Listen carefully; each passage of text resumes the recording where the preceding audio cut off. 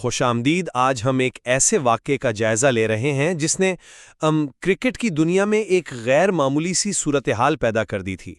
یہ Asia cup 2025 final کے بعد ٹرافی کا تنازع ہے۔ بھارت نے پاکستان کو شکست دی، مگر کھیل کے بعد جو ہوا وہ کھیل سے کہیں زیادہ گہرے سوالات اٹھاتا ہے۔ جی بالکل۔ فتح کے بعد بھارتی ٹیم نے پاکستان کرکٹ بورڈ کے چیئرمین محسن نقوی، جو کہ آپ جانتے ہیں پاکستان کے وزیر داخلہ بھی ہیں، ان سے ٹرافی وصول کرنے سے انکار کر دیا۔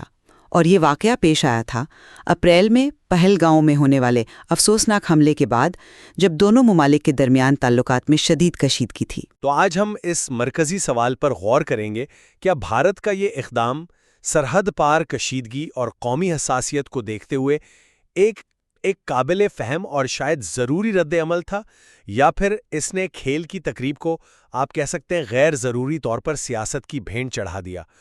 اور ایک اہم سوال یہ بھی ہے کہ اب مہینوں بعد جب دونوں کرکٹ بورڈز کے درمیان بات چیت کی کچھ خبریں آ رہی ہیں، تو کیا یہ واقعی کسی حقیقی مفاہمت کا پیش خیمہ ثابت ہو سکتی ہیں؟ جی، اور ہماری یہ گفتگو جو ہے وہ مکمل طور پر فراہم کردہ معلومات اور جو واقعات سامنے آئے ہیں ان کی بنیاد پر ہوگی۔ اس میں ہم دو مختلف نقطۂ نظر پیش کرنے کی کوشش کریں گے۔ میرا موقف یہ رہے گا کہ بھارت کا فیصلہ ان مخصوص غیر معمولی حالات کا آپ کہہ لیں براہ راست نتیجہ تھا، اور یہ قومی جذبات کی عکاسی کرتا تھا جسے اس وقت نظر انداز کرنا شاید ممکن نہیں تھا۔ جبکہ میں سمجھتی ہوں کہ کھیل کا جو تقدس ہے اس کو ہر صورت میں برقرار رکھنا چاہیے تھا، اور یہ تنازع میدان سے باہر، مطلب سفارتی انداز میں حل کرنے کی کوشش کی جانی چاہیے تھی۔ آئیے اس پر تھوڑی تفصیل سے بات کرتے ہیں۔ میرا موقف یہ ہے کہ 28 ستمبر کو فائنل جیتنے کے بعد بھارت کا ٹرافی وصول نہ کرنے کا فیصلہ، اور خاص طور پر محسن نقوی کے ہاتھوں سے، یہ کوئی جذباتی یا یوں کہیں کہ جلد بازی میں کیا گیا قدم نہیں تھا۔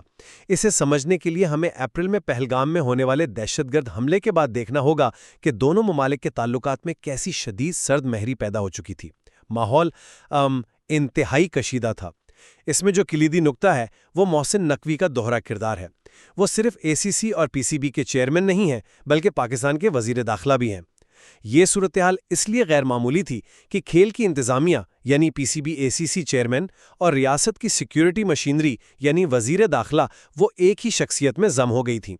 تو بھارت کے لیے ایسے حالات میں اس شخصیت سے ٹرافی وصول کرنا جو اس حکومت کا کلیدی حصہ ہے، جس کے ساتھ تعلقات انتہائی کشیدہ ہیں، یہ عوامی اور قومی جذبات کے منافی سمجھا جانا میرے خیال میں فطری تھا۔ یہ محض ایک کھیل کی ٹرافی کا معاملہ نہیں رہا تھا، بلکہ یہ قومی وقار اور حساسیت کا سوال بن گیا تھا۔ آپ ٹھیک کہہ رہے ہیں کہ پس منظر اہم ہے، اور ٹورنامنٹ کے دوران بھی کھچاؤ کے آثار تو بالکل واضح تھے۔ ٹیموں کا ایک دوسرے سے ہاتھ نہ ملانا یہ کوئی چھوٹی بات نہیں تھی، اور پھر اس کے اوپر بھارت اور پاکستان کے کئی نمایاں کھلاڑیوں پر، جیسے سوریہ کمار یادو، جسپریت بمراہ، حارث رؤوف اور صاحبزادہ فرحان، ان پر آئی سی سی کی جانب سے ضابطۂ اخلاق کی خلاف ورزی پر پابندیاں بھی لگائی گئیں۔ تو یہ سب چیزیں اس طرف اشارہ کر رہی تھیں کہ فائنل تک پہنچتے پہنچتے ماحول پہلے ہی کافی حد تک آپ کہہ سکتی ہیں خراب ہو چکا تھا۔ بالکل، اور پھر تقریب میں 90 منٹ سے زیادہ کی تاخیر، یہ بذات خود صورتحال کی سنگینی بیان کرتی ہے۔ یہ تاخیر کسی تکنیکی وجہ سے نہیں ہوئی تھی، بلکہ بھارت کے انکار اور محسن نقوی صاحب کے اصرار کی وجہ سے ہوئی کہ ٹرافی وہیں پیش کریں گے۔ یہ جو طویل تعطل تھا، یہ ظاہر کرتا ہے کہ یہ معاملہ رسمی پروٹوکول سے کہیں آگے نکل چکا تھا۔ یہ ایک اصولی موقف کی شکل اختیار کر گیا تھا۔ میں یہ مانتا ہوں کہ کھیل اور سیاست کو الگ رکھنا ایک بنیادی اصول ہے، ایک آئیڈیل ہے جسے سب مانتے ہیں، لیکن سوال یہ ہے کہ کیا انتہائی غیر معمولی حالات میں، خاص طور پر جب قومی سلامتی اور عوامی جذبات گہرے طور پر مجروح ہوں، کیا اس اصول پر ہمیشہ ہر قیمت پر عمل کیا جا سکتا ہے؟ میرے خیال میں حقیقی دنیا میں شاید ایسا ممکن نہیں ہوتا۔ میں اس صورتحال کو ایک بالکل مختلف زاویے سے دیکھتی ہوں۔ بھارت کا فیصلہ یعنی عوامی سطح پر پوری دنیا کے سامنے ایک اتنے بڑے بین الاقوامی ٹورنامنٹ کے اختتام پر فاتح کی ٹرافی قبول کرنے سے انکار کرنا، میرے نزدیک یہ کھیل کی روح، اس کی جو اقدار ہیں اور اس خاص موقع کے احترام کے بالکل منافی تھا۔ پس پردہ وجوہات کی سنگینی اپنی جگہ، لیکن اس عمل نے کھیل کو براہ راست سیاست کا میدان بنا دیا، اور یہ ایک ایسی مثال قائم کرتا ہے جو مستقبل کے لیے نقصان دہ ہو سکتی ہے۔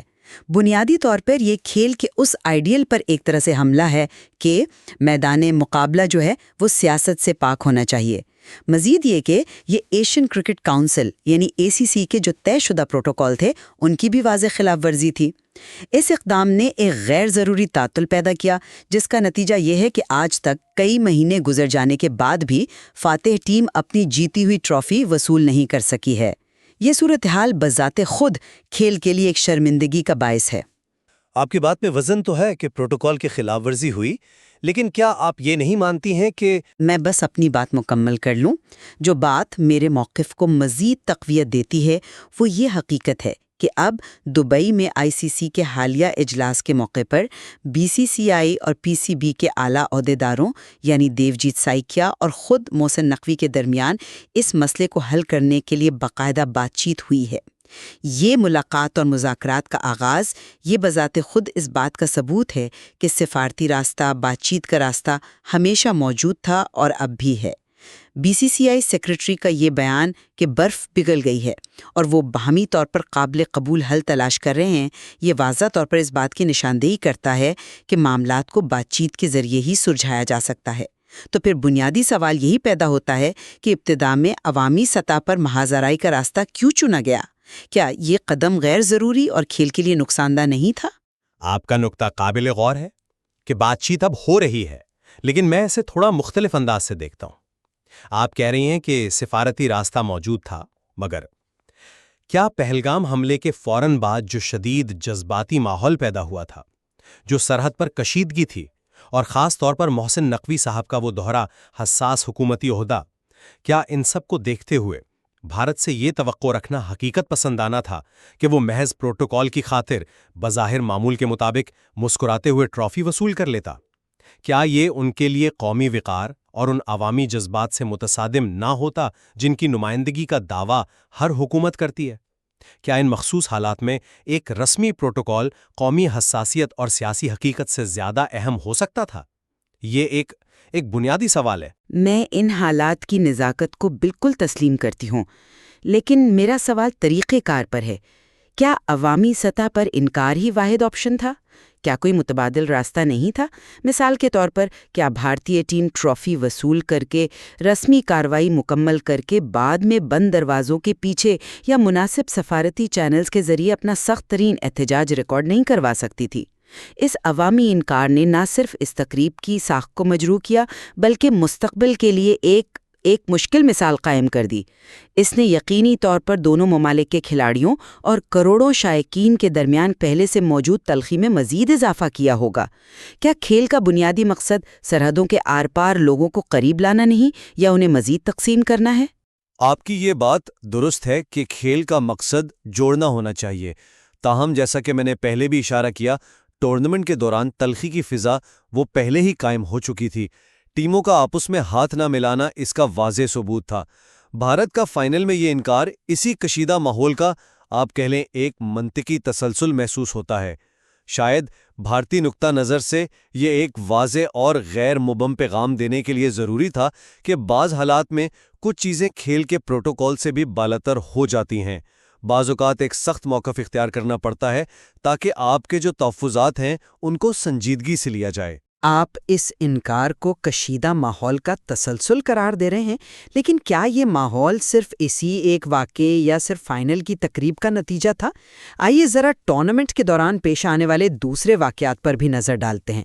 کھلاڑیوں کے رویے، سوریا کمار یادو، جسپریت بمراہ، حارث رؤوف، صاحبزادہ فرحان، ان کے جو جارحانہ انداز تھے یا بیانات جن پر ICC کو باقاعدہ ایکشن لینا پڑا اور پابندیاں عائد کرنی پڑی، کیا یہ ظاہر نہیں لاتا کہ مسئلہ زیادہ گہرا اور وسیع تھا؟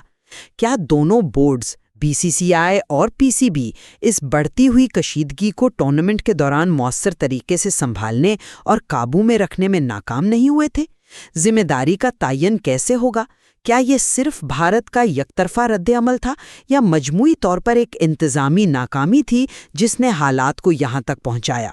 میں یہ تسلیم کرتا ہوں کہ ٹورنامنٹ کے دوران کا ماحول مثالی نہیں تھا اور کھلاڑیوں کے درمیان تناؤ واضح تھا، لیکن میں پھر یہی کہوں گا کہ یہ کشیدگی بنیادی طور پر گہرے سیاسی مسائل اور دونوں ممالک کے تعلقات کی عکاسی تھی۔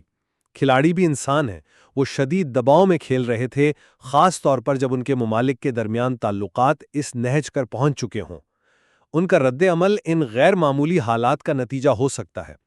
آئی سی سی کی پابندیاں کھیل کے قوانین کے مطابق بجا تھیں، مگر وہ علامت کا علاج تھا، بیماری کی جڑ کا نہیں۔ اصل مسئلہ سیاسی نوعیت کا تھا، جسے میدان میں نظر انداز کرنا ممکن نہیں تھا۔ جہاں تک بورڈز کی ذمہ داری کا تعلق ہے، وہ یقیناً کوشش کر سکتے تھے، لیکن جب قومی سطح پر اتنی شدید کشیدگی موجود ہو تو اسے کھیل کے میدان سے مکمل طور پر باہر رکھنا تقریباً ناممکن ہو جاتا ہے۔ یہ دلیل اپنی جگہ، لیکن بورڈز کی بنیادی ذمہ داریوں میں سے ایک یہ بھی ہے کہ وہ ایسے حالات کو بہترین ممکنہ طریقے سے سنبھالیں اور کھیل کو سیاسی تنازعات کی آگ سے بچانے کی کوشش کریں۔ شاید وہ اس میں پوری طرح کامیاب نہیں ہو سکے۔ خیر، اب ماضی کو چھوڑ کر حال اور مستقبل کی طرف دیکھتے ہیں۔ مفاہمت کی کوششیں ہو رہی ہیں۔ بی سی سی آئی سیکریٹری دیوجیت سائکیا کا حالیہ بیان کہ برف پگھل گئی ہے اور وہ مختلف آپشنز پر غور کر رہے ہیں تاکہ بامی طور پر قابل قبول حل نکالا جا سکے، بظاہر ایک مثبت پیش رفت ہے۔ آپ اس پیش رفت کو کس نظر سے دیکھتے ہیں؟ ایسے یقیناً ایک مثبت قدم سمجھتا ہوں، لیکن اس بیان کے الفاظ غور طلب ہے۔ برف پگھل گئی ہے کا مطلب ہے کہ تعطل تھا، اور باہمی طور پر قابل قبول حل کا مطلب ہے کہ جو بھی راستہ نکالا جائے گا اس میں دونوں فریقین، خاص طور پر بھارت کی حساسیت جس کی وجہ سے یہ تنازع پیدا ہوا، اس کا خیال رکھنا ہوگا۔ یہ مذاکرات شاید اسی لیے ممکن ہوئے کہ بھارت نے پہلے اپنا موقف انتہائی سختی سے واضح کر دیا تھا۔ یہ اس بات کی بھی نشاندہی کرتا ہے کہ بھارت اپنے بنیادی موقف پر قائم رہتے ہوئے ایک باعزت حل چاہتا ہے۔ اب یہ مختلف آپشنز کیا ہو سکتے ہیں؟ کیا اس میں یہ شامل ہے کہ ٹرافی کسی اور غیر جانبدار شخصیت کے ذریعے دی جائے، یا کسی غیر جانبدار مقام پر ایک سادہ سی تقریب میں؟ یہ آنے والا وقت ہی بتائے گا۔ یہ پیش رفت بذات خود اس بات کا سب سے بڑا ثبوت ہے کہ بات چیت اور سفارتکاری کا راستہ ہمیشہ کھلا تھا اور ہے۔ تو میرا بنیادی سوال اپنی جگہ قائم ہے۔ اگر بالآخر بات چیت سے ہی حل نکلنا تھا تو پھر پہلے عوامی سطح پر اتنی بڑی محاذ آرائی کی ضرورت کیوں پیش آئی؟ کیا اس سے گریز ممکن نہیں تھا؟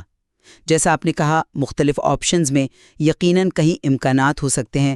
ٹرافی کسی غیر جانبدار شخصیت کے ذریعے دینا، یا کسی اور غیر سیاسی مقام پر، یا شاید دونوں بورڈز کے صدور مشترکہ طور پر پیش کریں۔ اہم بات یہ نہیں کہ کیا حل نکلتا ہے، بلکہ یہ ہے کہ اس پورے واقعے سے کیا سبق سیکھا جاتا ہے۔ کیا مستقبل میں ایسے تنازعات سے بچنے کے لیے کوئی واضح اور متفقہ طریقہ کار وضع کیا جائے گا تاکہ کھیل کی ساخت اور اس کی روح مجروح نہ ہو؟